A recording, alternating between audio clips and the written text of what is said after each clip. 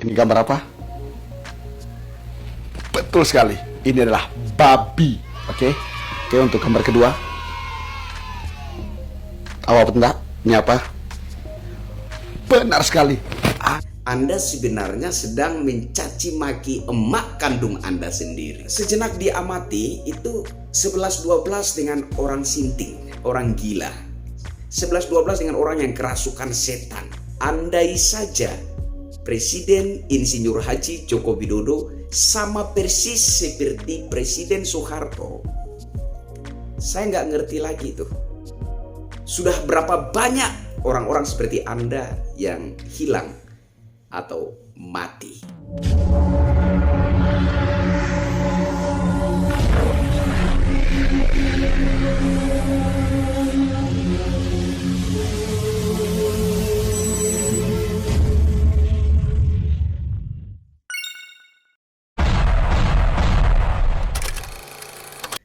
Halo Indonesia, saya Krisyanto Yen Oni, salam NKRI.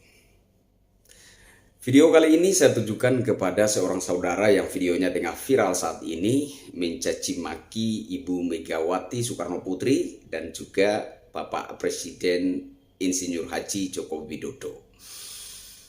Mengatai Ibu Megawati sebagai babi dan Presiden Jokowi sebagai anjing. Begini saudara ya, yang pertama, saya ingin saudara ketahui bahwa dari segi politik, saya adalah orang yang tidak begitu bersimpatik terhadap Ibu Megawati Soekarno Putri, gitu ya. Tetapi dari segi kemanusiaan, saya biasa melihat seorang perempuan tua itu seperti melihat emak kandung saya. Dan seorang perempuan yang kira-kira sebaya dengan saya itu seperti saudari perempuan kandung saya.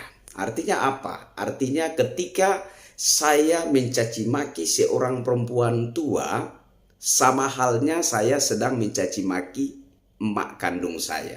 Begitu juga ketika saya mencaci maki seorang perempuan yang kira-kira sebaya sama saya, itu sama saja saya sedang mencaci maki saudari perempuan saya.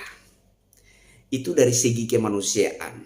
Jadi ketika Anda sedang mencaci maki seorang perempuan tua, maka sadar tidak sadar, akui tidak akui, Anda sebenarnya sedang mencaci maki emak kandung Anda sendiri. Dan kalau Anda mencaci maki seorang perempuan yang kira-kira sebaya dengan Anda, sama halnya Anda sedang mencaci maki saudari kandung Anda sendiri. Saya kira itu yang perlu Anda pahami. Begini ya saudara ya, saya berpikir Anda ini salah satu korban keracunan politik. Padahal menurut saya, politik itu suatu hal yang harus dipandang dan dimaknai sebagai momen kebersamaan. Momen di mana seluruh rakyat Indonesia berlomba-lomba untuk memenangkan sosok yang dijagokan.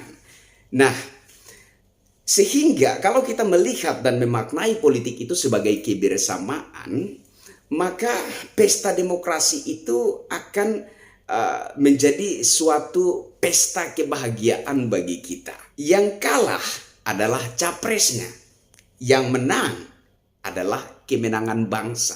Nah, orang yang keracunan politik ini sejenak diamati itu 11-12 dengan orang sinting, orang gila. 11-12 dengan orang yang kerasukan setan. Ya. Dan saya pikir saya melihat Anda seperti itu, gitu ya. Saya melihat Anda seperti orang sinting, orang gila, orang yang sedang kerasukan setan. Ya. Efek dari keracunan politik tadi. Di pemilu yang lalu, di pesta demokrasi 2014-2019, Anda mungkin pendukung Bapak Prabowo Subianto. Yang Anda jagokan itu kemudian kalah, Anda sakit hati. Tetapi memang karena Anda sudah keracunan politik, sehingga yang Anda jagokan sudah bergabung dengan pemerintahan menjadi Menteri Pertahanan Republik Indonesia, toh Anda juga masih sakit hati. Nah, ini 11-12 dengan orang sinting, orang gila, orang yang kerasukan setan. Begitu ya. Ataukah mungkin Anda itu golongan yang punya agenda politik tersendiri. Agenda merongrong NKRI yang berbineka tunggal ika. Kubu yang tidak sepakat dengan negara kesatuan Republik Indonesia yang berbineka tunggal ika. Kubu yang tidak sepakat dengan ideologi-ideologi bangsa Indonesia.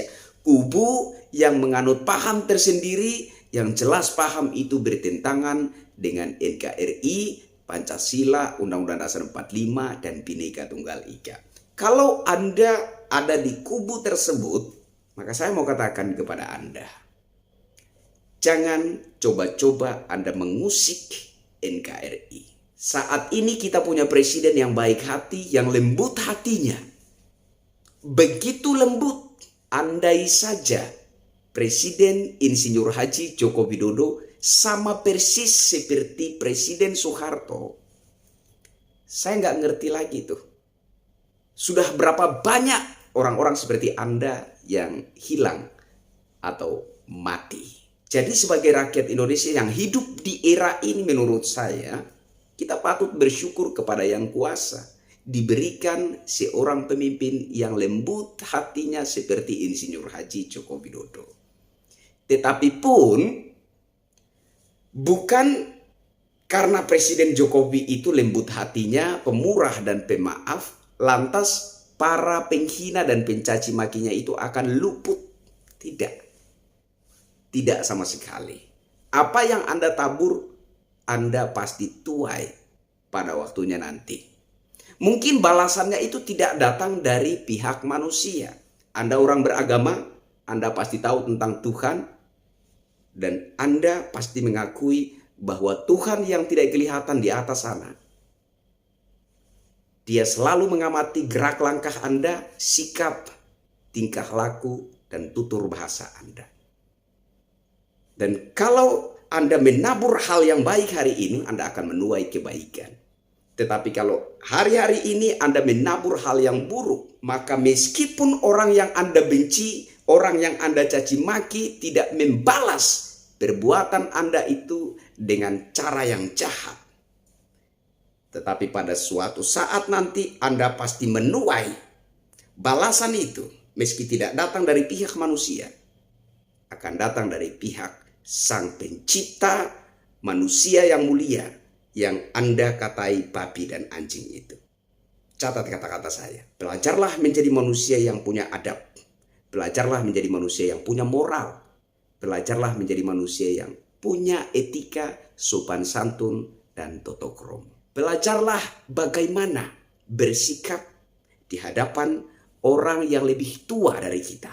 Belajarlah bagaimana cara bersikap di hadapan pemerintah dan lain-lain. Kalau Anda orang Muslim, dalam kitab suci Quran menjelaskan bahwa Tuhan yang Maha Esa itu yang meninggikan dan merendahkan derajat manusia. Dia yang merendahkan dan meninggikan derajat manusia. Artinya apa? Artinya sejelek-jelek pun seorang pemimpin bangsa di matamu, ingat, yang mengangkat derajatnya adalah Tuhan yang Maha Esa. Jadi kalau Anda membenci pemimpin bangsamu, artinya Anda menentang kehendak Yang Kuasa. Saya Krisyanto Yenoni. Salam NKRI. Rakyat Indonesia. Masyarakat kecil belum mengerti makna kemerdekaan. Berkenan di hati Bapak.